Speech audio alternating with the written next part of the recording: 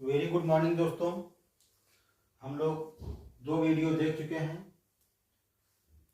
Chapter का नाम है संविधान का निर्माण, जिसमें पार्ट 1 में हम लोग जो है पार्ट 1 और पार्ट 2 दोनों वीडियो को रिकॉल कर लेते हैं, जिससे जो है वो क्या हो जाए, रिवीजन हो जाए। पार्ट 1 में ये क्वेश्चन अगर कभी आता है, एज ए व्यक्ति, संविधान सभा की मांग सबसे पहले किसने उठाई थी?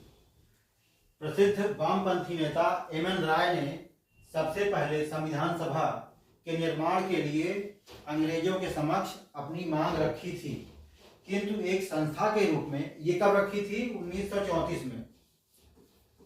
1934 में एम.एन. राय ने एक व्यक्ति के रूप में सबसे पहले संविधान सभा के गठन की मांग रखी थी, जिससे एक ठोस और अच्छे संविधान का निर्माण किया जा सके।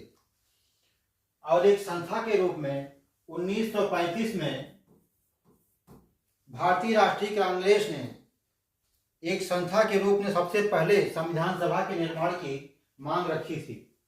इसलिए अगर क्वेश्चन आता है एक संस्था के रूप में सबसे पहले और कब, तो भारतीय राष्ट्रीय कांग्रेस का नाम होगा।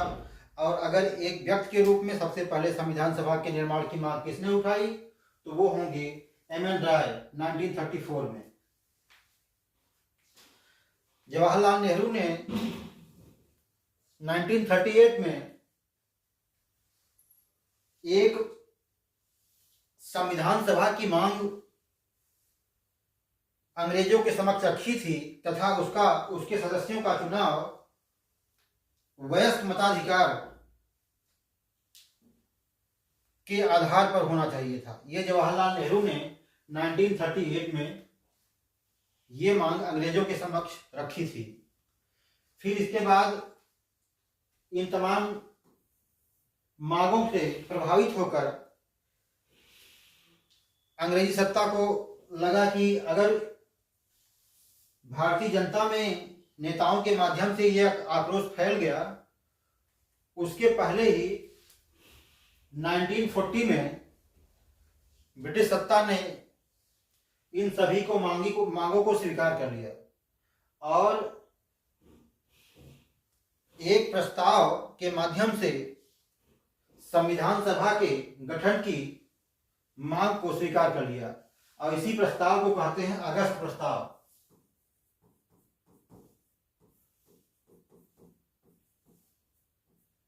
अगस्त प्रस्ताव। अगर ये क्वेश्चन आता है अगस्त प्रस्ताव कब आया था?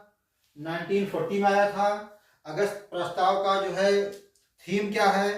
अगस्त प्रस्ताव ये है, भारतीयों द्वारा लगातार उठ रही संविधान सभा की मांग को अगस्त प्रस्ताव के माध्यम से स्वीकार कर लिया गया, मान लिया गया। किसके द्वारा?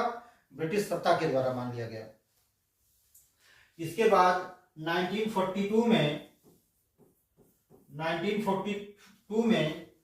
ब्रिटिश कैबिनेट के एक कैबिनेट मंत्री सर क्रिप्स को एक प्रस्ताव लेकर भेजा गया, जिसे मुस्लिम लीग ने अस्वीकार कर लिया, क्योंकि मुस्लिम लीग की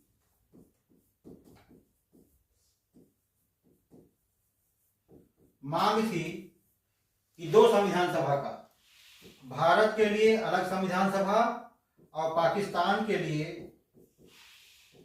अलग संविधान सभा। इस प्रकार मुस्लिम लीग का कॉन्सेप्ट था, 2 नेशन का कॉन्सेप्ट था, जिसे ब्रिटिश शासन ने अस्वीकार कर दिया। क्या कर दिया?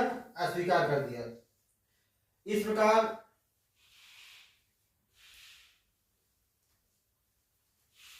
क्रिप्स प्रस्ताव असफल रहा, क्योंकि क्रिप्स प्रस्ताव को मुस्लिम लीग ने अस्वीकार कर दिया और ब्रिटेन की मुस्लिम लीग सत्ता का जो एक कॉन्सेप्ट था, जो सर क्रिप्स के माध्यम से भारत भेजा गया था, उसको मुस्लिम लीग ने अस्वीकार कर दिया। इस प्रकार इस प्रस्ताव के फेल हो जाने के बाद 1946 में कैबिनेट मिशन भेजा जाता है भारत, और यह प्रस्ताव, जिसे कैबिनेट मिशन के नाम से जाना जाता है, यह सफल रहा, क्योंकि थोड़ा बहुत शंकाओं के बावजूद भी मुस्लिम लीग इस प्रस्ताव से सहमत हो जाती है। किससे? कैबिनेट मिशन से। Cabinet mission.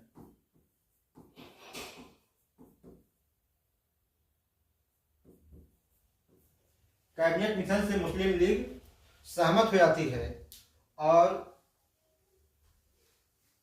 1946 में कैबिनेट मिशन के आधार पर संविधान सभा का गठन हो जाता है। ये तो हम लोग जो है बैकग्राउंड पढ़ लिए संविधान सभा का कि कैसे कैसे मांग हुई, कब जो है ब्रिटिश शासन ने स्वीकार किया। और उसके बाद हम लोग देखते हैं कि गठन में कौन कौन से धार्मिक समुदाय के लिए क्या व्यवस्था की गई, कितना अनुपात रहा, कितना सीटें रही किस समुदाय को, और कुल सदस्यों की संख्या 389 थी। संविधान सभा में सब कितने सदस्य थे? 389 सदस्य थे।